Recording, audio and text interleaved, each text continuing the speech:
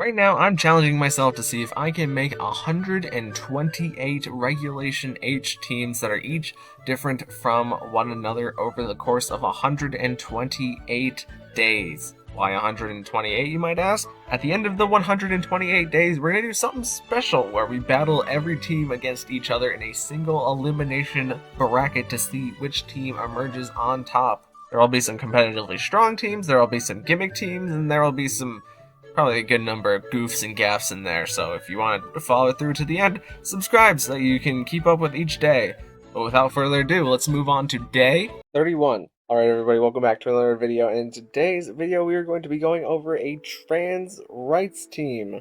I'm not exactly sure how to intro this, but it's a trans rights team. I mean, what more could you ask for? But here we have 6 Pokemon that, well, some of them kind of don't, but we have 6 Pokemon that represents the closest things in Pokemon, and especially in Pokemon Scarlet and Violet, to trans rights, so let's just go over these guys. First off, we have our main character, Amoonguss, here, and if you know, you know. But our Amoonguss is a pretty simple set here, as we have the Spore for putting things to sleep, and we have the Pollen Puff for doing Bug-type special attack damage, I guess, but more importantly, it's going to be side-healing a lot of our Pokemon, since not a lot of them have healing themselves. And we also have the Rage Powder for redirecting attacks, and we have the Clear Smog for getting rid of opponent's stat boost. As well as we're going to be rocking Regenerator because we want Amoonguss to be able to put something to sleep and then switch out for another Pokemon that we have in the back that can perhaps do more damage to the sleeping Pokemon. And we're using Rocky Helmet because our Amoonguss is pretty physically tanky, so as long as we take a bunch of physical attacks, then we're going to be getting off a lot of Rocky Helmet damage. And we're going with the Terra type of water because water gives us a lot of good resistances and neutralities to things that we were previously weak to on Amoonguss. Next up we got Sylveon, and I'm breaking out the shiny Sylveon this time around because shiny Sylveon fits the color scheme a little bit better. But for our shiny Sylveon, we're going to be using the classic Hyper Voice, which is the main Sylveon move. Because of our Pixelate ability, it will make it so that Hyper Voice becomes a Fairy type move and it becomes stronger. We also have the Shadow Ball for good type coverage, and we have the Calm Mind for boosting our own special attack and special defense. And with leftovers on Sylveon, we can have a lot of staying power on the field, especially when we have Amoonguss healing up Sylveon. So once we have some Calm Mind boost off, we can do a lot of Hyper Voice damage. And we're Terra Ghost, so we can get Stab on Shadow Ball, but it's also nice for dodging fake outs. Next up, we got Slowbro, and Slowbro and Exeggutor are a bit of a pair, and it's kind of another if you know, you know thing. But as for the actual Slowbro, we're going to be trying to get Trick Room up on Slowbro, and Trick Room is pretty easy to get up on Slowbro because Slowbro is so tanky. More so, we've rigged it so that it's more physically tanky, but Slowbro can also take its occasional special attack.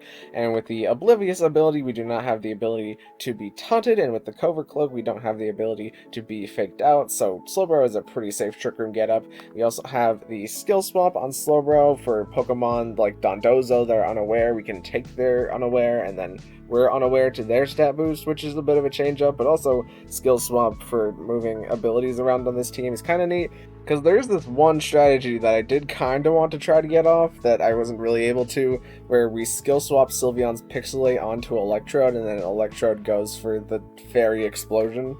But that's perhaps one of the kind of niche uses of Skill Swap here. We also have the Scald for good water type damage, but also the 30% chance to burn is nothing to scoff at, and Slack Off is going to give us a lot of staying power as long as we're fighting physical attackers.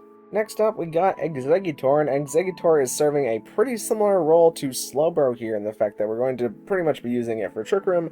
However, Exeggutor is a little bit kind of tankier than Slowbro, but in a different way, in the fact that we are using a Citrus Berry, and we have the ability Harvest, which gives us a 50% chance to restore our berry at the end of the turn, and it gives us a 100% chance in Sun, but we're not using Sun, so we're just going to be relying on that 50% chance to harvest our berry. We also have Protect, which means that we can at least get 2 turns to perhaps harvest our berry, so it's pretty likely that we'll get the Citrus Berry back and become tanky again. And we're just using 2 good stabs in the Psychic and the Giga Drain, which both do pretty good damage. Next up, we got Electrode, and Electrode and Golurk are just 2 non-gendered Pokemon. They're surprised. I looked over the list of non-gendered Pokemon, and there's surprisingly not that many. There's only like a handful per generation. I would have thought that there was at least 10% per generation, but there's only like a handful each. I guess there's legendaries now that I think about it. Legendaries don't count for that. Forget everything I just said. But our Electrode is going to be rocking the Terra Normal Explosion set, where hopefully we can go Terra Normal and then use the normal gem, which will give us a 1.3 times power boost on our explosion, and we can do like at least like 3 force damage to both the Pokemon in the field would be ideal, because then we could like protect with Sylveon and then clean up both of those Pokemon by using Hyper Voice. But we also have some nice tools in the Thunder Wave in order to help slow down Pokemon and maybe add a little bit of variability where the opponent gets paralyzed. And we have the Taunt to keep Pokemon that want to go for status moves from doing that. And we have the Volt Switch just in case we want to pivot out, but it's also nice for attacking into the many water types that are in the format. And Electrode is the fastest Pokemon in the game, but nobody speed tiers to it because Electrode is not real. But Electrode is just naturally faster than Dragapult is the only other one. And we're going with the Soundproof ability because it makes us immune to sound-based moves like Snarl or Parting Shot that get used on Electrode, so it's pretty nice. And lastly, we got Golurk here with Gen 5 PAL. I really like Golurk just because of its No Guard ability, which makes it so that every move that Golurk uses is 100% accurate, and every move used against Golurk is 100% accurate. However, a lot of moves in this format are pretty much always 100% accurate, other than like something like Hypnosis, for example. I mean, I guess we just did use Gravity in the last team session, but that's kind of its own thing. But with Golurk's No Guard, it allows us to have a pretty crazy moveset here where we're running Poltergeist, which is 90% accurate, but it's a really good physical ghost move for Golurk. And we also have the Dynamic Punch, which is 50% accurate, but it is always guaranteed to land, so we can do a lot of fighting type damage with Golurk. And we're using Terra Fighting because Terra Fighting makes us resist things like Dark, and it just gives us crazy stab on Dynamic Punch. And our last stab option is going to be High Horsepower, which it is only missing 5% accuracy, but that 5% accuracy does come up, so the No Guard is handy there. And lastly, we just have the Heat Crash, mostly just for type coverage. There's a lot of other moves that you can put in this slot depending on what's popular in the meta. And with the Choice Band, we're going to be making sure that we can do as much physical damage as possible, as long as we're not getting intimidated or burned or any of that stuff.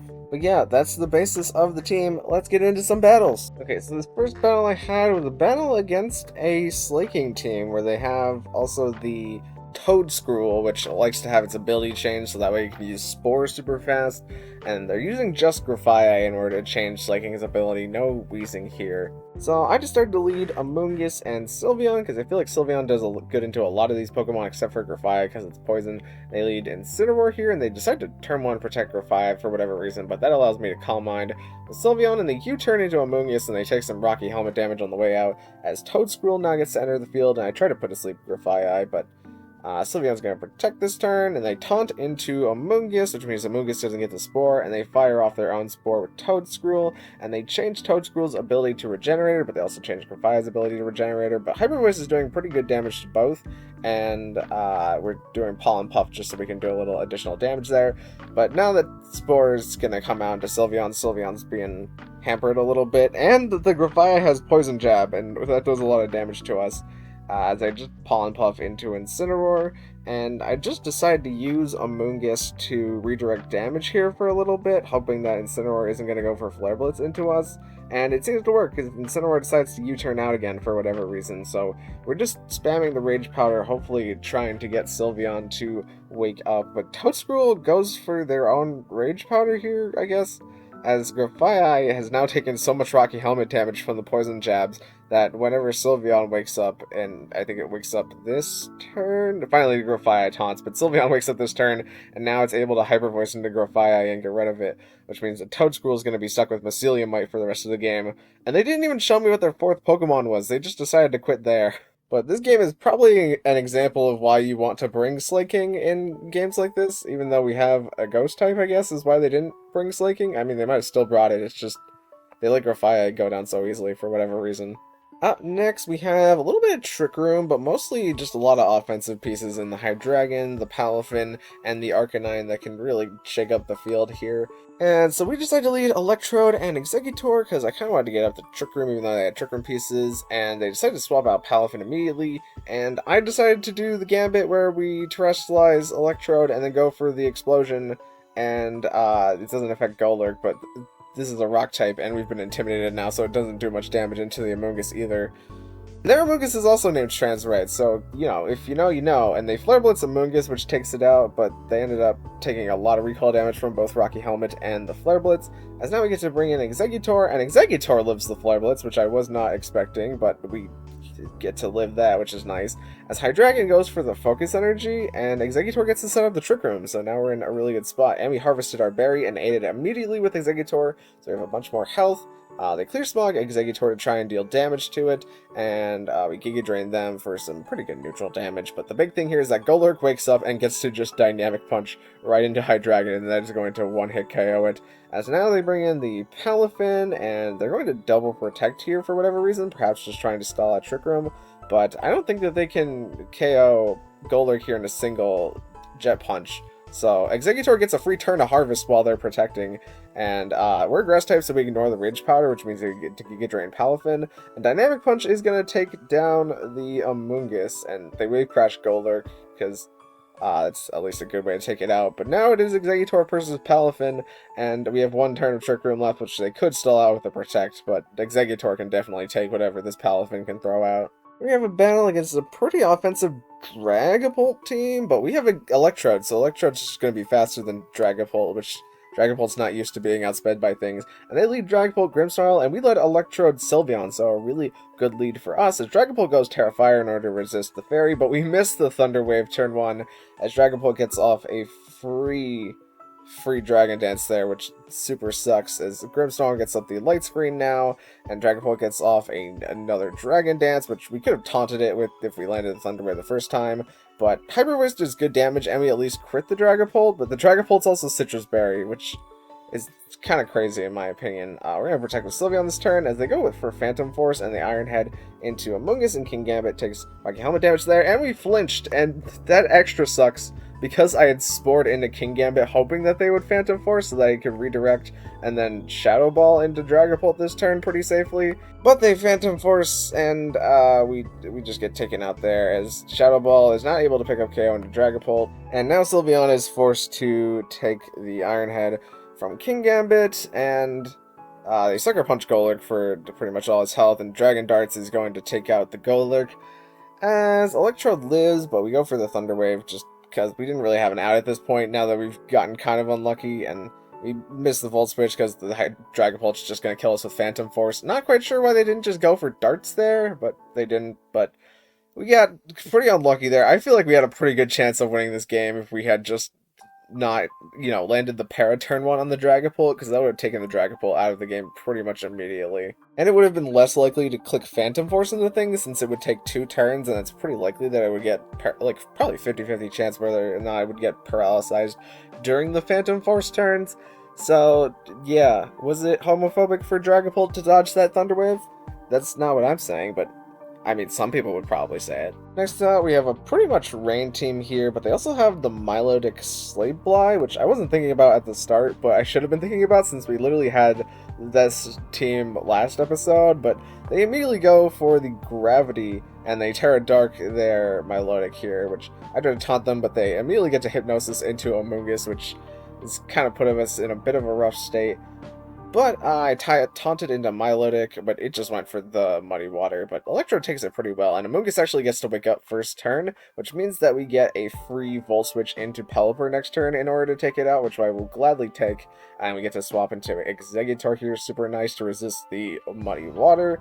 We get no accuracy drops, and Amoonguss gets to put to sleep the Milotic.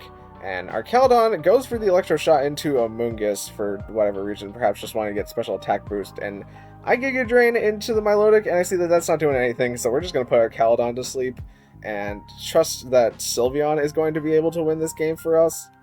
But everything on the field takes sleep turns, and I Pollen Puff just in case one of these Pokemon woke up, that we could get Sylveon to full health, and now I'm redirecting attacks so the Archaludon doesn't just Flash Cannon into Sylveon, and they're not stalwart, thankfully, but they do put to sleep Amoonguss at 60% accuracy as we get the Calm Mind off with Sylveon, and I swap in Electrode, pretty much just to sack it at this point, because I wanted another Pokemon in, but they just charged the raw Electro Shot here outside of rain, which is a little bit strange, but because of this, Electrode doesn't die, so we get to Thunder Wave into Milotic, and the Electro Shot doesn't take out Sylveon, and we get to Dazzling or Hyper Voice into both slots, which does massive damage into both slots. And now we could just Thunder Wave into the Archaludon, and then that would make it slower than Sylveon, so we could easily just end the game here with Sylveon, which I was not expecting. I think it's mostly because their Archaludon was not Assault Vest, but it also wasn't Power Herb, so I'm not sure what they were cooking on their Archaludon, but thankfully it wasn't Assault Vest.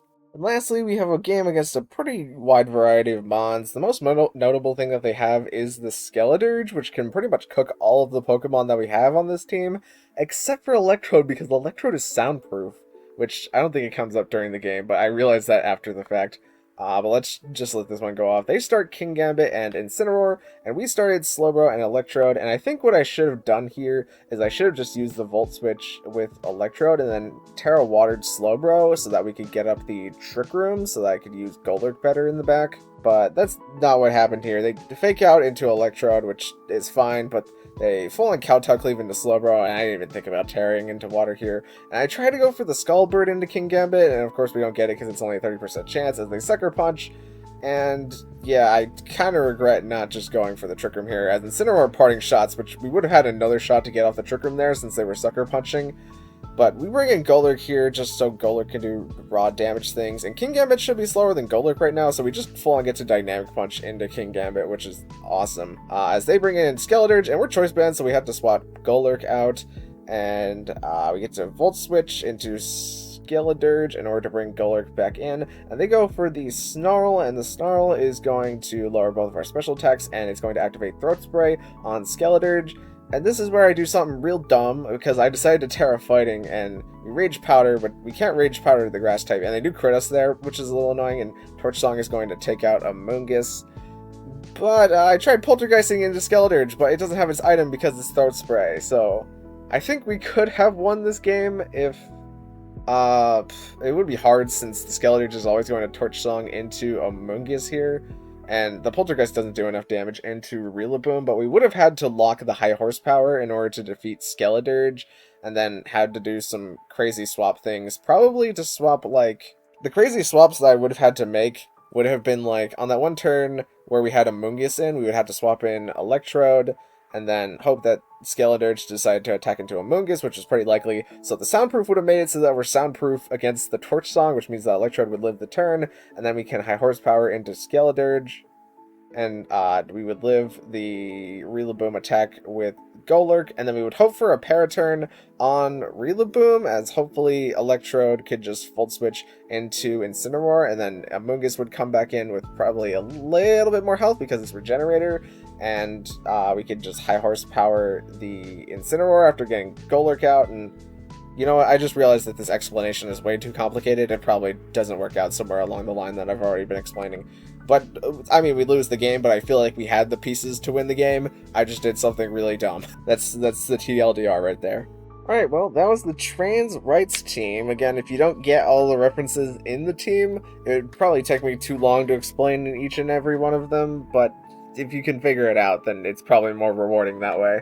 And I think all of these mons independently are good from each other and have their own niche uses. It's just that a lot of these mons are niche cases, so it's a little bit harder to win consistently with them, especially inside of Open Team Sheet.